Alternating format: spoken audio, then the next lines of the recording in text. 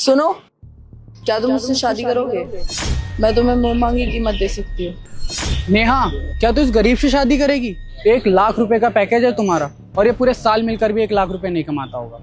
ठीक है, मैं तुमको बाद में समझाती हूँ। बताओ, करोगे मुझसे शादी?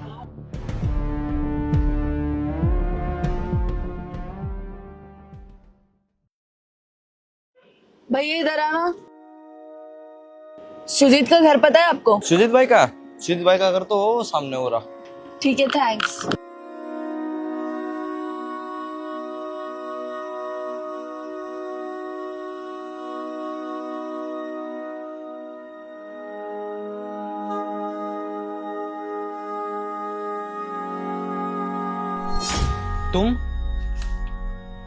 तुम यहाँ भी आ गई?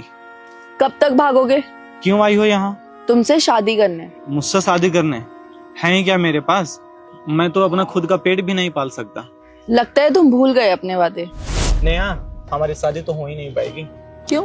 क्योंकि तू कॉलेज की टॉपर है और मैं तो पढ़ाई में जीरो हूँ। कोई लड़की अनपढ़ से शादी थोड़ी ना करेगी। तुम अनपढ़ थोड़ी ना हो, पढ़ते तो हो। पर मेरा तो पढ़ाई में मन ही नहीं लगता है।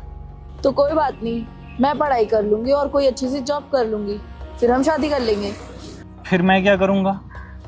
तुम घर संभाल लेना, इतना तो तुम कर ही लोगे। हाँ, इतना तो हम कर ही सकते हैं। अरे बचपन की बातें अलग थी, तब हमें कुछ पता ही नहीं था। हाँ, तब हम बच्चे थे, पर अब तो हम बड़े हो गए ना, समझदार हो गए हैं। फिर तुम 2 साल पहले घर छोड़ के क्यों भागे? तुम्हें पता है 2 साल से मैं तुमको ढूंढ रही हूँ। अरे तो और क्या करता, माँ बाप के गालियां सुन सुन के परेशान हो गया था, इसलिए मैं घर छोड़ के भाग गया। मैं सोचा कि कुछ बन के ही वापस घर जाऊंगा मैं।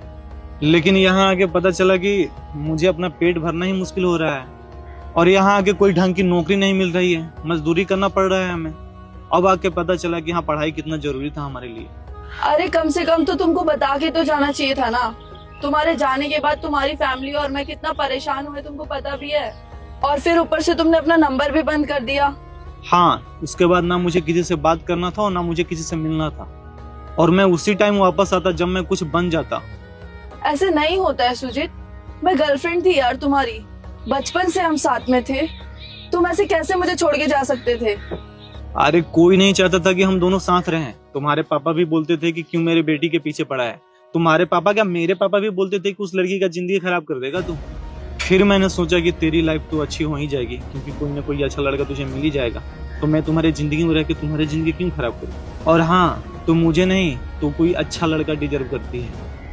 अब तुम मुझे बताओगे कि मैं क्या डिजर्व करती हूँ और क्या नहीं? अरे मुझे अपनी जिंदगी में सिर्फ शांति और खुशी चाहिए थी, जो मुझे तुम्हारे साथ मिलती थी। और कोई प्रॉब्लम नहीं है यार, तुम पैसे नहीं भी कमाओगे तो तुम हाउस हस्बैंड बन जाना, मैं वर्किंग वाइफ बन जाऊंगी। फिर भी नेहा, फिर भी कुछ नहीं। अब इससे ज्यादा कुछ बोला तो थप्पड़ मारूंगी खींच के। एक तो 2 साल बाद मिले हो और बकवास करे जा रहे हो तुम कुछ भी। तुमको पता है ये 2 साल मेरे कैसे बीते हैं? हर रात सोचती थी आज आ जाएगा, पर हर दिन मेरी ये उम्मीद टूटती रही। फिर भी मैं अपने आप को यही याद दिलाती थी कि वो आ जाएगा। सॉरी यार, हाँ मैंने तुझे ज्यादा हर्ट कर दिया। सॉरी से काम नहीं चलेगा, तुम्हें मेरे साथ घर जाना पड़ेगा। अरे नहीं यार, मैं घर नहीं जा सकता, फिर से वही सारे ड्रामे शुरू हो जाएंगे। जाने के बाद में मम्मी पापा के डांट सुनने पड़ेंगे, ये सब मेरे से अब नहीं होगा।